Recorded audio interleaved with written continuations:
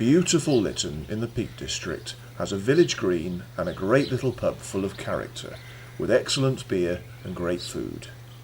This historic inn combines character and quality in a way that's rare in modern pubs.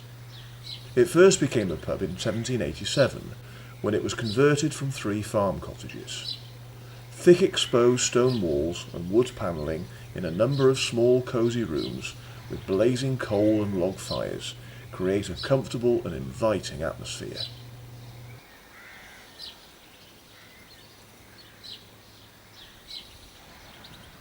Originally a lead miners' village, Litton mostly contains small cottages, though there are some fine large houses and several old buildings. In the 18th century, it had a successful stocking making industry.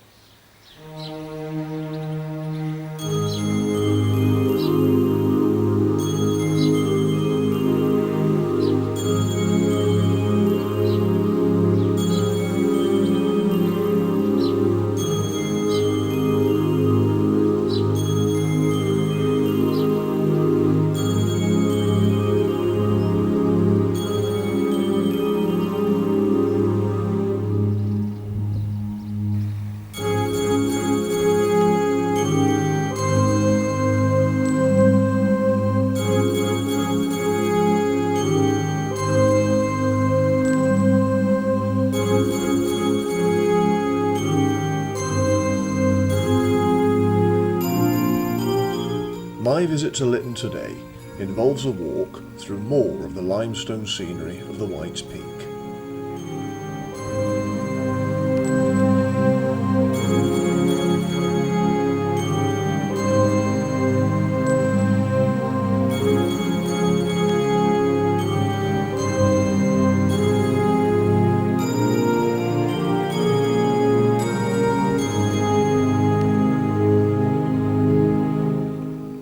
We've had 3 days in a row where it's been solid rain. Today it's cloudy, but they haven't forecast rain, so fingers crossed. It's very muddy underfoot, so I'm prepared to slip on my arse at some point during the day. Today's walk anyway, which starts and finishes in Litton, takes in 5 dales in the Peak District. So this is the first dale, Tansley Dale.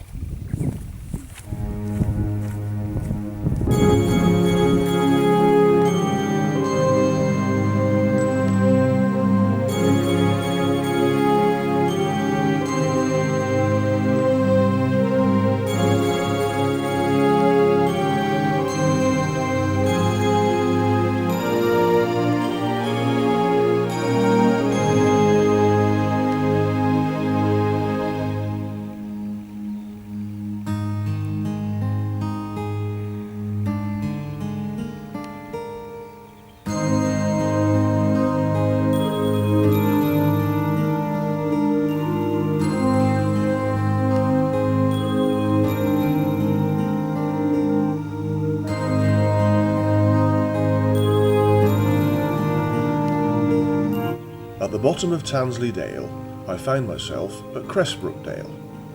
From here, I headed north.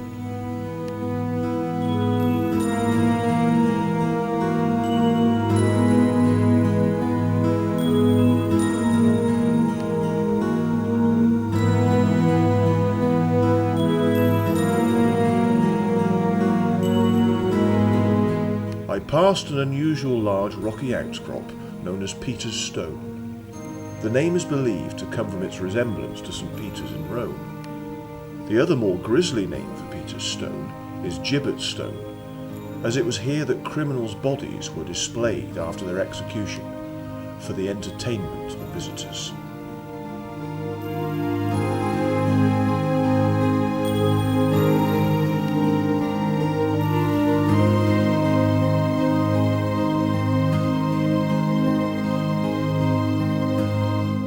At the head of Cressbrook Dale, I reached Wardlow Mires, a small hamlet with a single pub, the Three Stags Heads.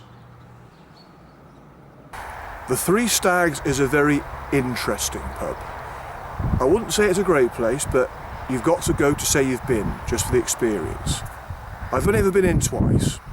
The the first time I went in, I was on my own whilst I was on a walk, and I walked into this really dark room, which was the main bar. It was real sort of basic spit and sawdust pub, but it was, you could hardly see where you were going. And the bar at the far end of the room was a tiny little bar, 2 draft bitters I think were on tap, and the guy standing behind the bar looked just like Lemmy, his lead singer from Motorhead. He just looked at me without smiling, without saying anything, so I felt a little bit intimidated. So I just looked at what was on the bar and I said, pint of black lurcher please, without really checking what this beer was, but I like my real ale, so I thought, well, it's something I've not tried before. And when I started to drink it, my God, it was strong. It was like drinking a glass of tar. It was 8%, flipping heck. So afterwards I had to really walk very slowly to walk this beer off, and I think I filled my face with food just to try. The second time I went in was with a group of friends. We were passing, we thought we'd drop in, because a couple of my friends hadn't been in either, and I think some of them were quite surprised, shall we say. It was a lovely summer's evening, so it wasn't dark outside, but again it was pitch black as you walked into the bar. And I remember we opened the door and we suddenly heard, "Shut f***ing doors, you let dogs out." And there was a load of local people sat in the bar there with all these lurcher dogs. It really was a strange place. And the guy who looked like Lemmy behind the bar, he actually smiled this time. Maybe because there was a load of us coming in for drinks, but it's a strange place, a very strange place.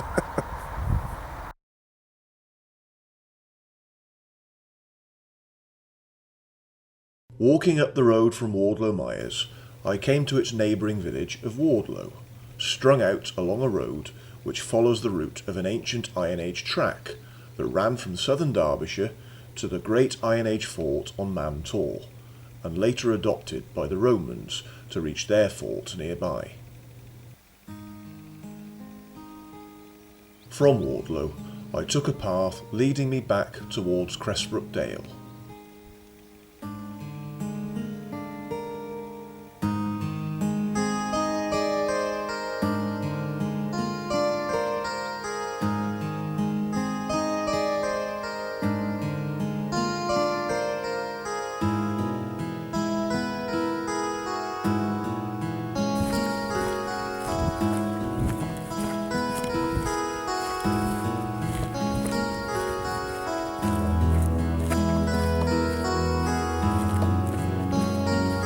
The views here were nothing short of spectacular. I headed south from this point to walk in the direction of the village of the same name as the Dale.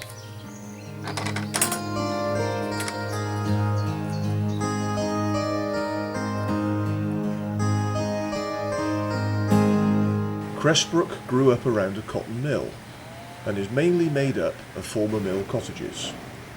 The mill is the major building in the village, now converted into apartments. The original mill was built by Sir Richard Arkwright in 1779, but this burnt down in 1785 and was rebuilt by Richard Arkwright Jr. in 1787.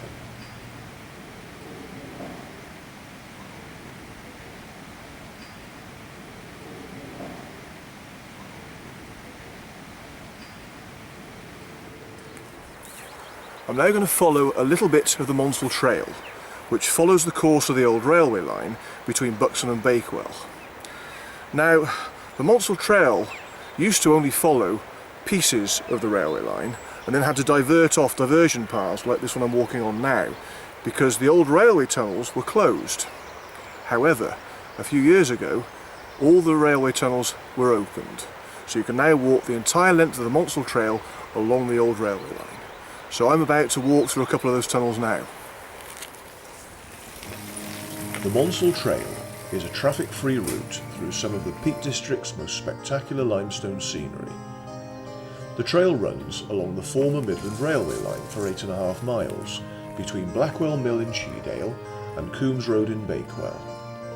Most of the route was opened to the public in 1981, but 4 former railway tunnels had to remain closed because of safety reasons, so the trail had to be diverted. However, in more recent years, the tunnels were made safe and officially opened to the public on the 25th of May 2011. Now the full length of the Monsal Trail is practically level and can be used by walkers, cyclists, horse riders and wheelchair users.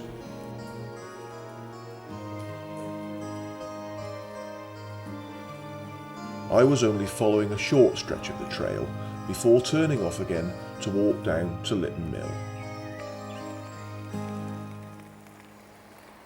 Litton Mill was infamous for the terrible way it treated its young labour force, which comprised of mainly pauper and orphan children. They had to put up with long hours, poor food, cramped accommodation, beatings and general abuse by the Needham family, the owners of the mill.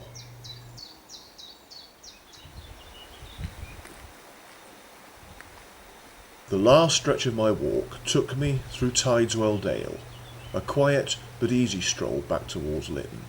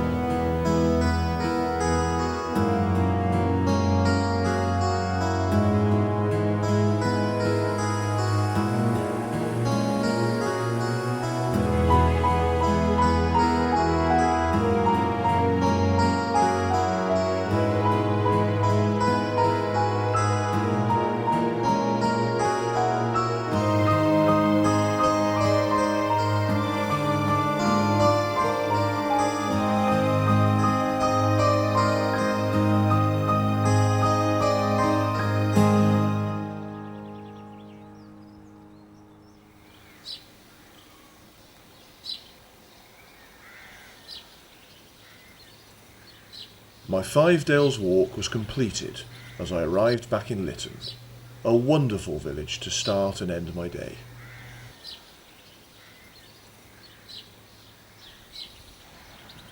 Well, that's me back in lovely Litton.